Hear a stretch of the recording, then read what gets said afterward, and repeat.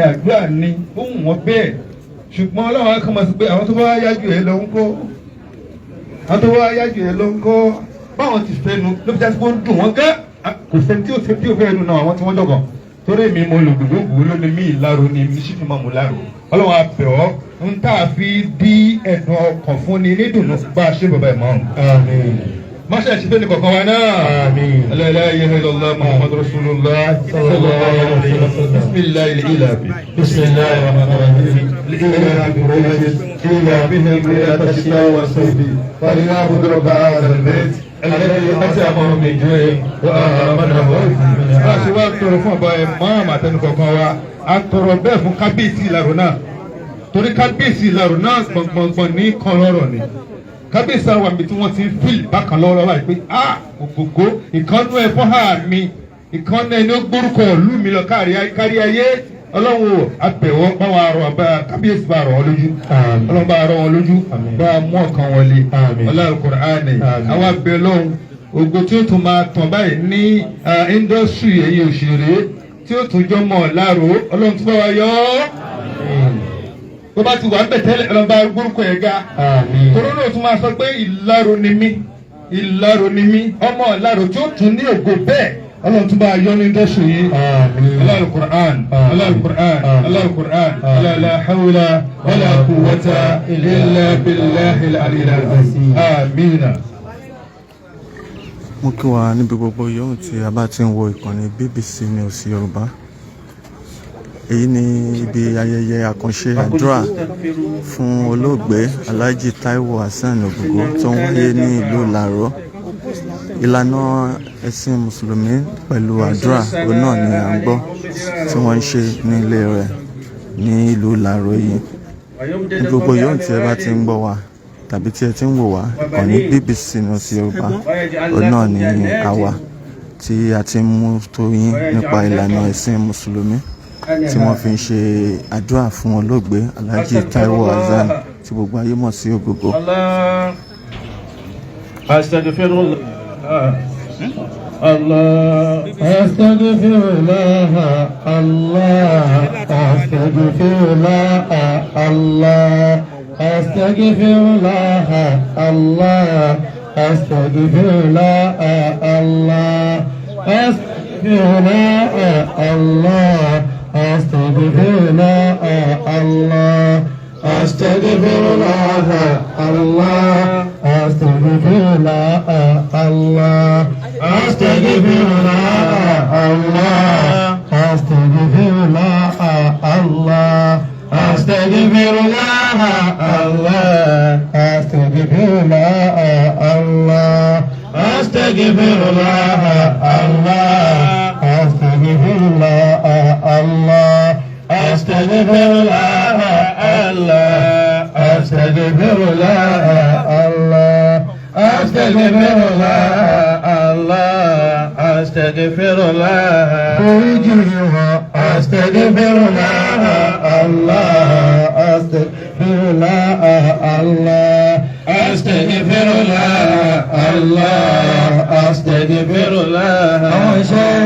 astaghfirullah Allah astaghfirullah Allah astaghfirullah astaghfirullah Allah astaghfirullah astaghfirullah Allah astaghfirullah Allah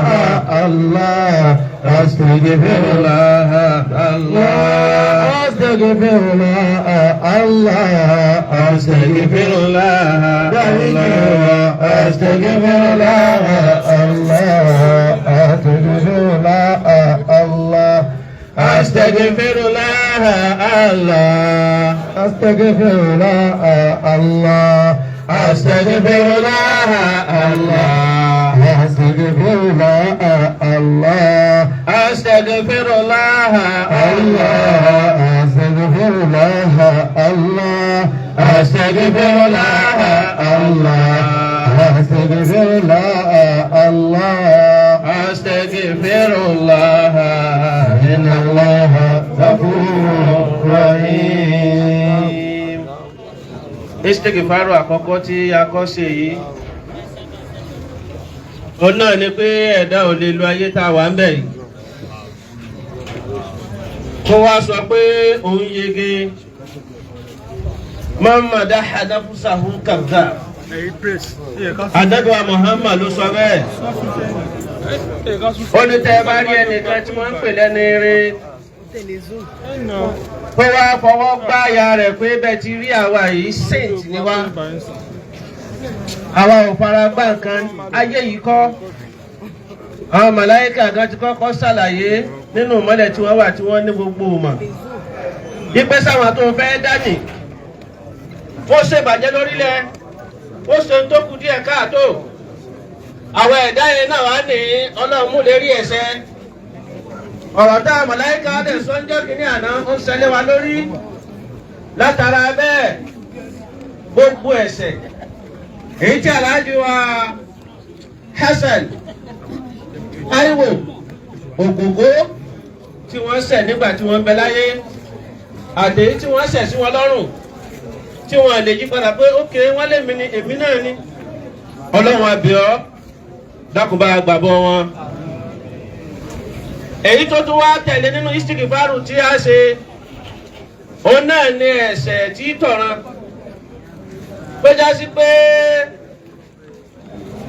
àwọn tí wọ́n ṣẹ́kù láyé nínú ẹ̀jẹ̀ wọn náà ni ó tún máa ṣẹ̀ tí ó tún máa jẹ́ ìnira fẹ́ni tí ń bẹ ń sàárè. Torí tí ẹni rẹ bá fi olórí ibú ọmọlẹ̀ sáyé bí àdúrà ṣe máa bá òkú nínú sàárè náà nìyá ọmọ bá wọn kó sọ rí wèrè tó fílẹ̀ sáyé.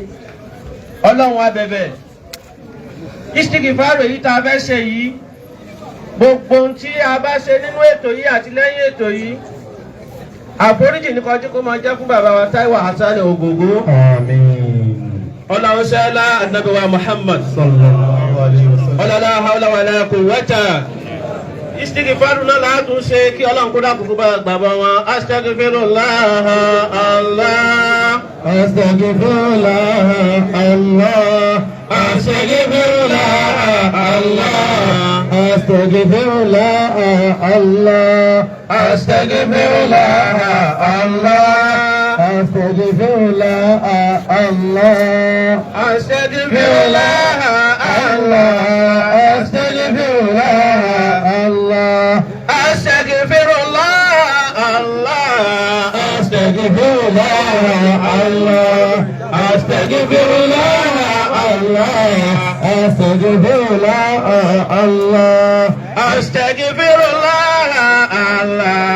Astaghfirullah Allah. Astaghfirullah Allah. Astaghfirullah Allah.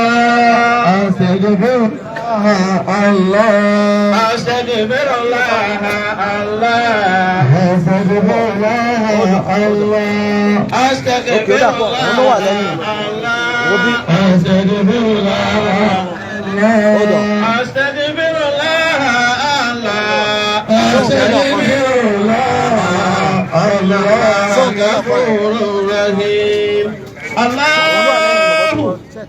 Ya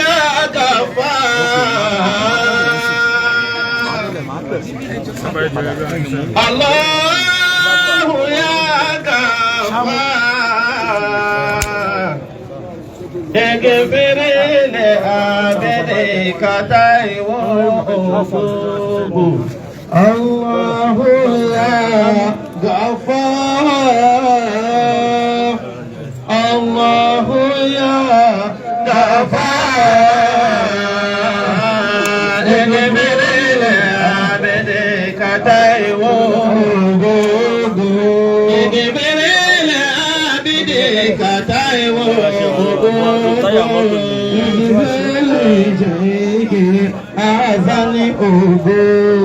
Bismillah kul huwa Allahu mẹ́ta mẹ́ta. بسم الله الرحمن الرحيم قل هو الله احد الله الصمد لم يلد ولم يولد ولم يكن له كفوا احد. بسم الله الرحمن الرحيم قل هو الله احد الله الصمد لم يلد ولم يولد ولم يكن له كفوا احد. بسم الله الرحمن الرحيم قل هو الله احد الله الصمد لم يلد ولم يولد ولم يكن له كفوا احد. آمين. èèyàn wa níbi gbogbo yóò tí ẹ bá ti ń wò wá, ìkànnì BBC News Yorùbá ò ní a ti mú wá fún yín bí nǹkan ṣe ń lọ nílùú Ìláró ní ilé olóògbé Alhaji Taiwo Hassan Ogogo. ká fi ṣe àdúrà fún nǹkan pàtàkì nínú àwọn òdòdó ànùmọ̀lẹ́kún aláàánú mẹ̀kúnnù ẹni tí kì í fẹ́ kí ìlú ó dààmú apáyọ̀bá orílẹ̀-èdè òun náà ní sẹ́nitọ́ wa Ọlámilékan Adéọlá Solomon Yayi wọ́n gbìyànjú fún ìgbìyànjú tí wọ́n ti ṣe ní ilẹ̀ yẹn wa wọ́n tún gbìyànjú lórí bàbá wa Taiwo Hassan Ogogo pé tó bá jẹ́ tówó ní ìfà Ọlọ́run ká gbogbo kí o ti a bá fẹ́ ná bàbá ìfira ẹlẹ̀ kó dára títí ṣe tẹ́lẹ̀ Ọlọ́run o ìtì máa wù ní níwájú rí Ọlọ́run kì í tán o bùkátà ìdání máa bí yá bùkátà bàbá wa Adéọlá Yayi ọlọ́dàkùnjó bí yá. ẹ̀yin wa níbi gbogbo yóò ti bá ti wo ìkànnì BBC News Yorùbá ìlú Ìláró la wà níbi ilé olóògbé Alhaji Taiwo Hassan Ogogo tí wọ́n jáde láyé. ètò sìnkú lílànà ti ẹ̀sìn Islam òní tí àwọn àfà tí wọ́n ń ṣe yẹn ẹsẹ̀ ògbèrò ní ilé wọn ní ìbàyí nínú Ìláró pẹ̀lú bí àwọn ẹbí ará ọ̀rẹ́ àti ojúlùmọ̀ àti gbogbo àwọn tí wọ́n jọ ń ṣe eré tíátà tí wọ́n ti péjú pésẹ̀ sí. Ọlọ́run dákun bó ṣe gbogbogbò lọ́wọ́ wa má gbà wọ́n lọ́wọ́ wa o. bó ṣe gbogbogbò lọ́wọ́ wa má gbà wọ́n lọ́wọ́ wa o. bó ṣe gbogbogbò lọ́wọ́ wa yìí kínú wa ò dùn ara wa ń gbọ̀n pé tani ò tún ṣe é. program tí àfa wa fẹnu balẹ̀ kan nígbà tí wọ́n ní ògbógbó dákẹ́ mu níta ló adé tí ó sì kan ló ti ń bọ̀ Ramadan lecture tá a gba ẹ̀bùn bíi rẹ́rẹ́ àwa tá a dá question gbẹ́kẹ̀lé àjòkó oníkálukú tó fa nǹkan lọlé tá ní òsì kan ló ti ń bọ̀ ṣé lọ́pọ̀lọpọ̀ àwọn èèyàn tó jẹ́ pé Islam ń tọwọ́ wọn fún mi ọ̀rọ̀ ọ̀bàjẹ́ tí wọ́n bá sọ ní Islam nìkan ní rí ìdí inú ọpọlọ ẹlòmíì kò sẹ́nìkan tí ń gbé Islam lárugẹ Ọlọ́run wọlé abáyìí Abọ́lá Anábíwá Muhammad bíọ́. Sẹ́nitọ́ Yayi gbìyànjú lórí kí Alhaji Ogogo wà láyé pẹ̀lú wa. Àmọ́ títí Ọlọ́run ló síwájú. Ọlọ́run dákun bá a dúpẹ́ fún Sẹ́nitọ́ Yayi. Bá a fi sẹ́yìn wọn. Bá a gbé wọn dépò gíga láyé. Má bá a rẹ̀ ṣe wọn. Má ti jẹ́ ọ̀dẹ́ rọrùká. Bẹ̀ hákìlá hawla wala quwwata.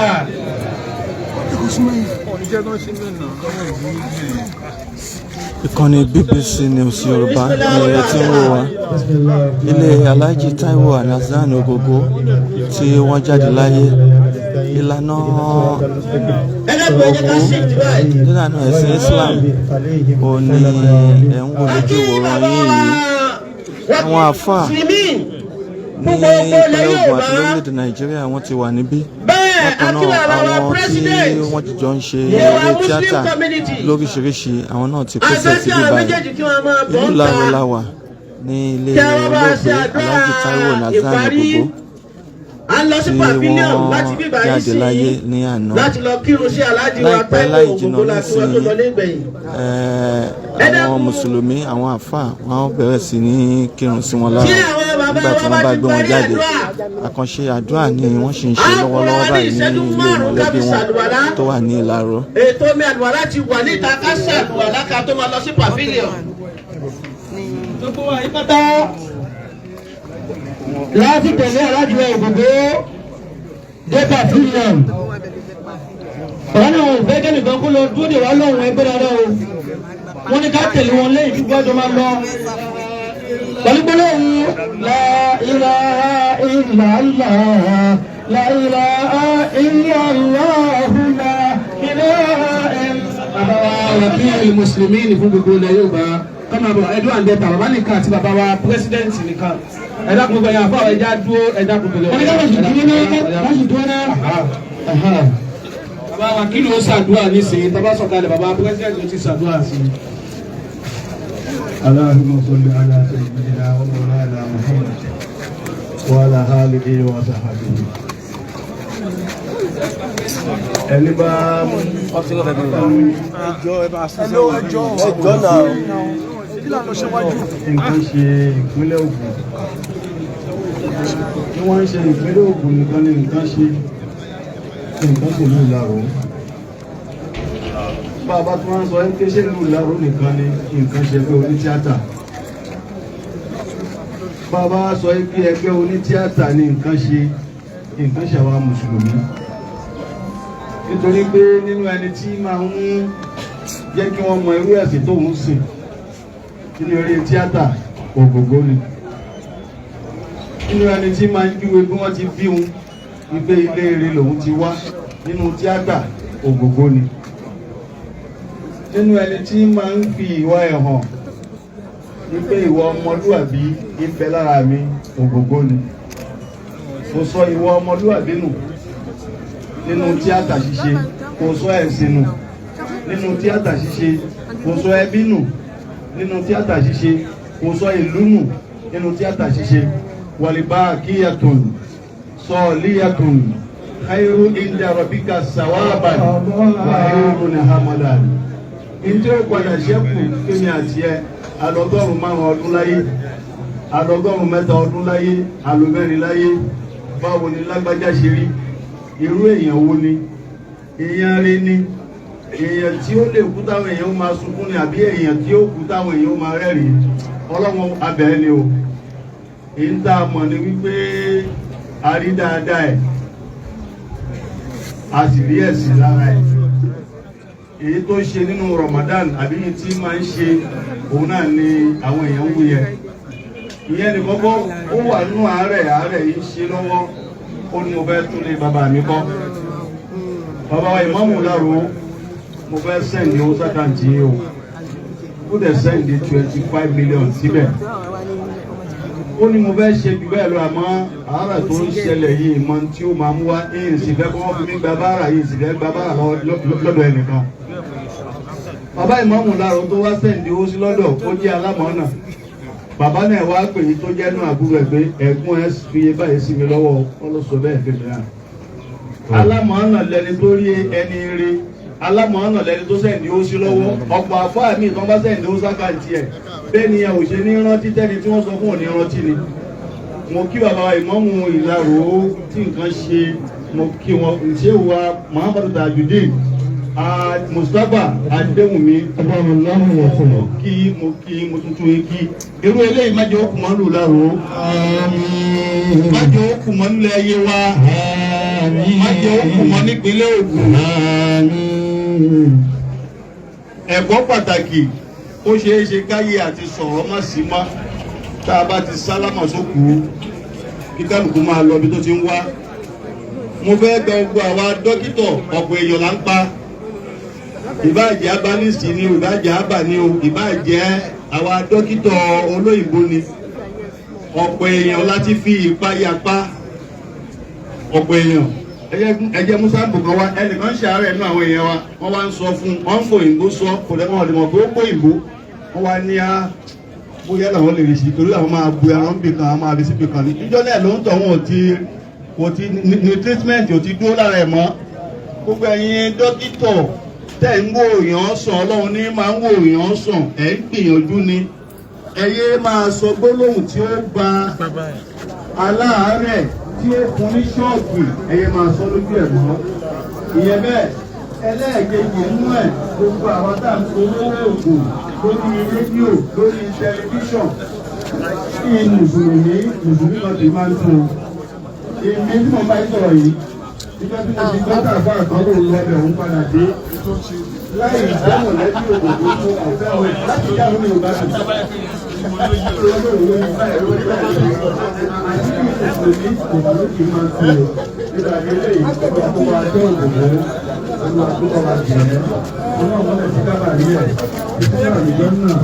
Má fi eléyìí má fi da ilé ayé wa rú. wọ́n ti eléyìí wọ́n fi bá ọ̀lẹ́bí ẹ̀rọ eléyìí wọ́n ti ní àfẹ́yà fún ẹgbẹ́ oníṣẹ́ta wọ́n sọ láti wọ́n sàlámù aláṣẹ ìyá wọ́n mú dáadáa Muhammad wọ́n lá àárín wọn Muhammad àti ọjọ́ bí wọ́n mú dáadáa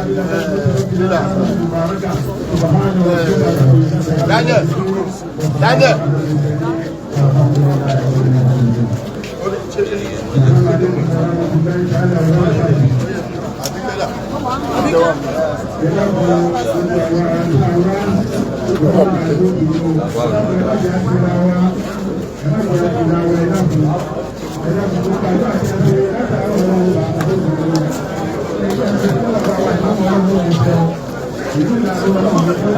ẹ̀yin wa níbi gbogbo yóò tí a bá ti ń wò wá ìkànnì BBC News Yorùbá ó náà ni a ti mú wá sí ojú ìwòran yín bí gbogbo ṣe ń lọ ní ìlú Ìláró ní ilé àwọn olóògbé Alhaji Taiwo Hassan tí gbogbo ayé mọ̀ sí Ògògó. Ìlànà ètò ìsìnkú wọn ó ní wọ́n ti bẹ̀rẹ̀ báyìí ní ilé wọn tó wà nílùú Ìláró. Lọ́wọ́lọ́wọ́ báyìí wọ́n ti ṣètò òkú wọn láti lọ kírun sí wọn lára nílànà ẹ̀sìn mùsùlùmí ní gbangba pavilion tó wà nílùú Ìláró. Ṣùgbọ́n ọ̀kanòjọ̀kan àwọn èèyàn ni wọ́n ti wà níbí báyìí, àwọn òṣèré oríṣiríṣi, àwọn àfáà àti àwọn ẹlẹ́sìn mùsùlùmí, ẹbí àti ará ọ̀rẹ́ àti olójúlùmọ̀ ni wọ́n pèsè síbí báyìí láti lè ṣe ẹ̀yẹ ìkẹyìn fún Alhaji Taiwo Hassan tí gbogbo ayé mọ̀ sí Ògògó.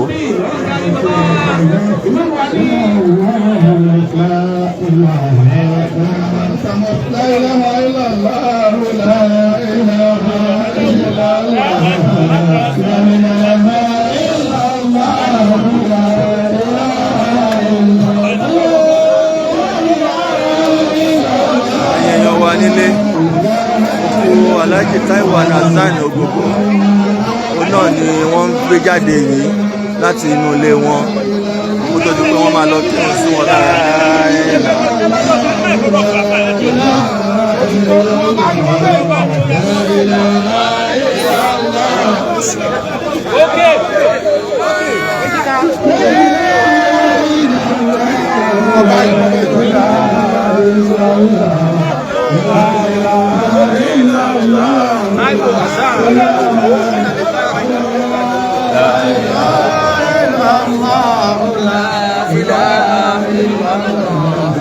La